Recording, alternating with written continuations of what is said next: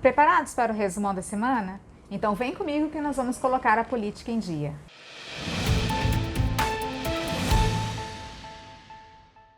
Vou voltar um pouquinho no nosso resumão, porque alguns fatos da semana passada repercutiram nessa semana também.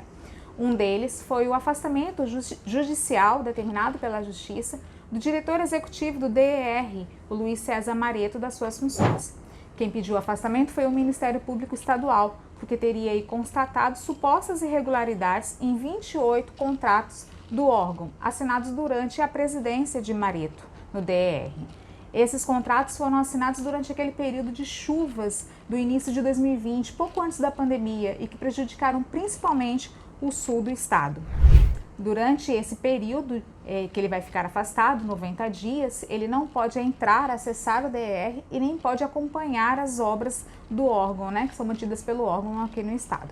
Essa semana, o governador saiu em defesa do Mareto, disse que não há irregularidades nos contratos, e disse também que o governo vai ajudar o Mareto a esclarecer tudo, porque ele teria agido de uma forma para ter mais agilidade para atender as pessoas que estavam sofrendo com o desastre causado pela chuva. E é interessante que a postura do governador ela vem de encontro a uma auditoria interna feita pela Secretaria de Controle e Transparência, uma secretaria do governo, que teria aí apontado essas irregularidades em pelo menos 28 contratos assinados por Mareto.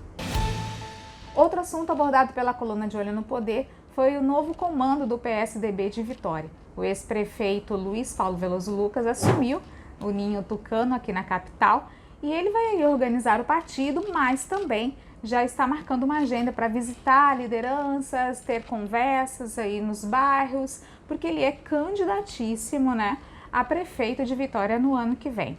Aliás, na federação que ele faz parte, que é o PSDB e o Cidadania, são pelo menos 5 pré-candidatos. E essa mudança no comando do PSDB de Vitória deu o que falar, porque parece que não ficou muito bem alinhado com todos os tucanos, Por exemplo, a ex-presidente, que era Neuzinha de Oliveira, então presidente até a época, disse que ela foi sugerido o nome dela para ser secretária na nova executiva, mas Luiz Paulo colocou o pé na porta e colocou um homem de confiança dele. Nós também falamos nessa mesma coluna sobre os planos agora do Podemos, que fechou a negociação para entrar nessa federação do PSDB e do Cidadania.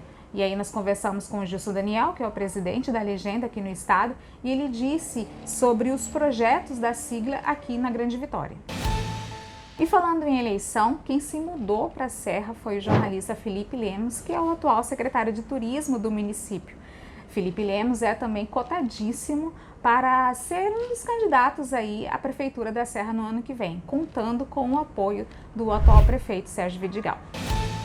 E a coluna trouxe aí uma sinopse dos principais capítulos do que se tornou o novelão na Câmara de Vitória. Tem até nome, Armandinho e Chico, 2 vereadores em apuros. E por que isso? Os dois são alvos de 2 processos de cassação de mandato por quebra de decoro lá no Legislativo. E esses processos também são alvos de suspeita, porque um dos representantes disse que não assinou a representação, e isso vai ser investigado.